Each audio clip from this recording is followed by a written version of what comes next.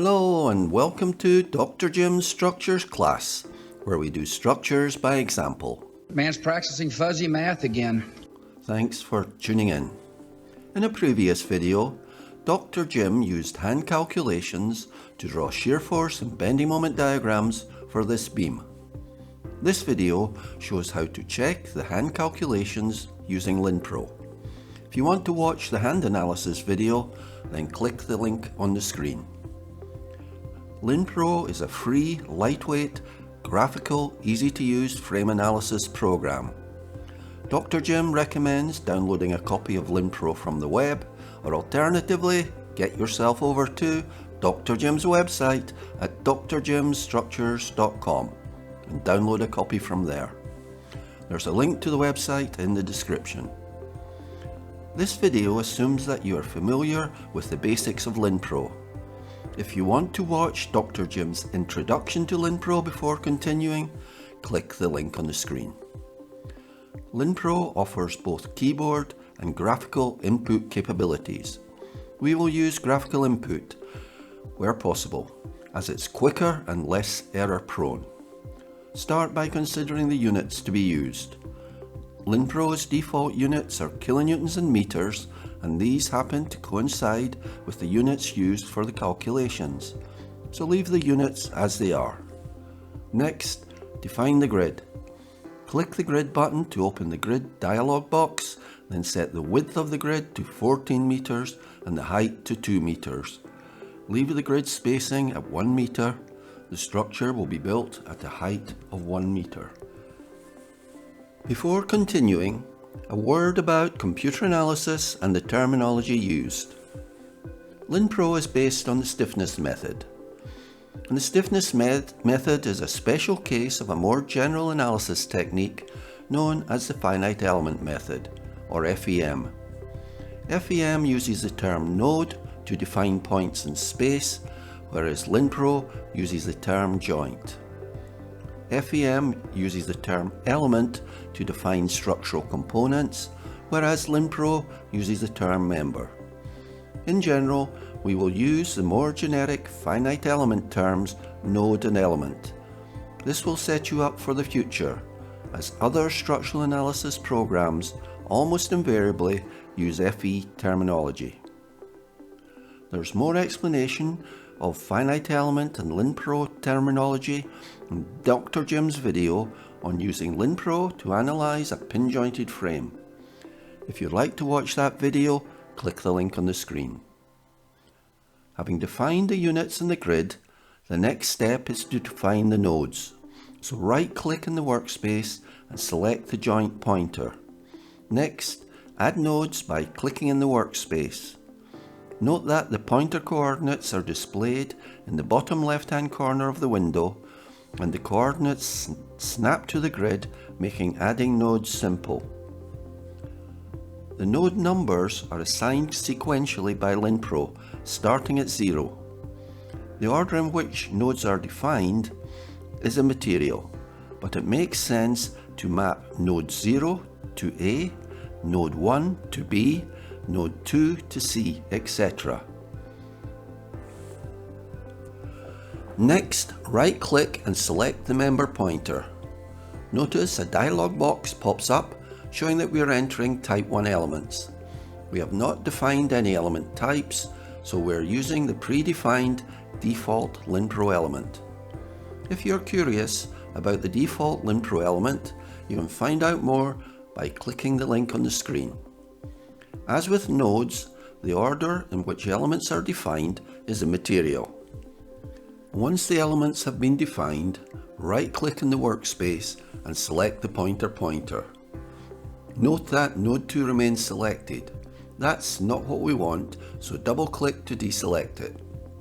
Now, right-click on node 1 and select vertical support to add the roller support.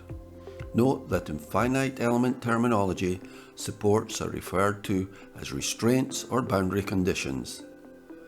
Deselect node 1 by double-clicking in the workspace, then right-click on node 0 and select pin support.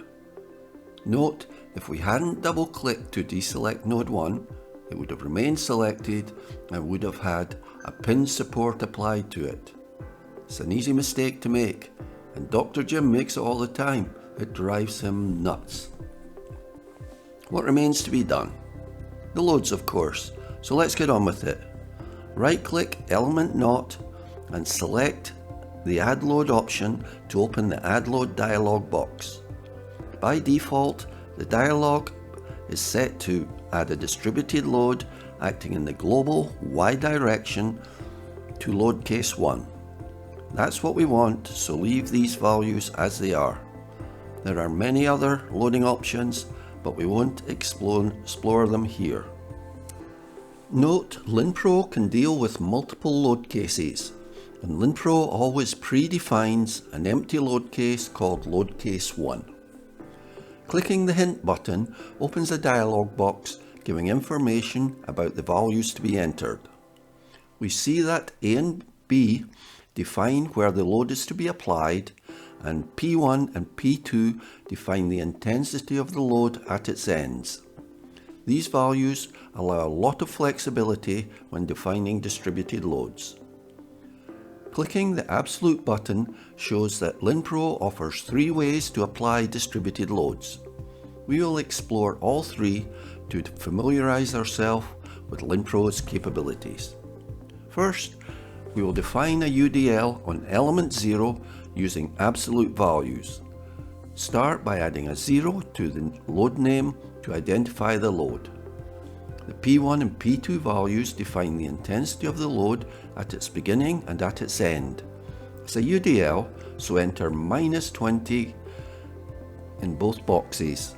These values are negative because the load is acting downwards.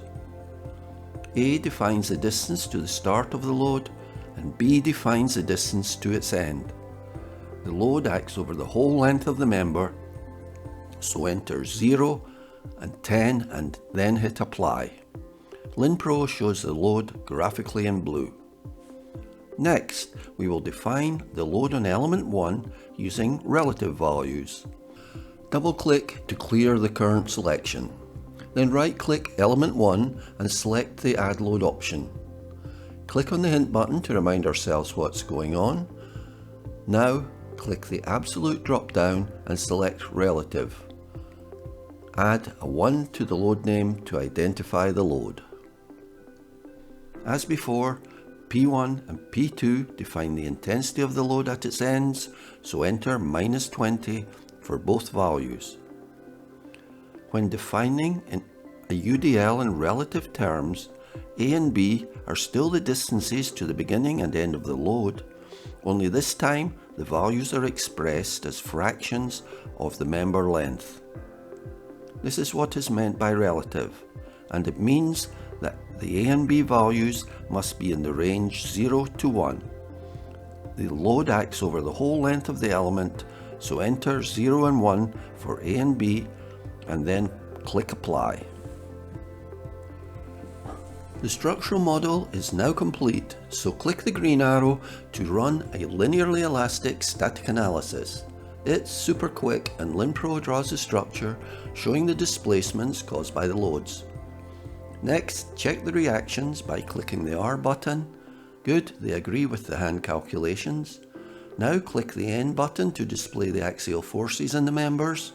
As expected, there's no axial force in the elements. Clicking the M and T buttons show that both moment and shear agree with the hand calculations.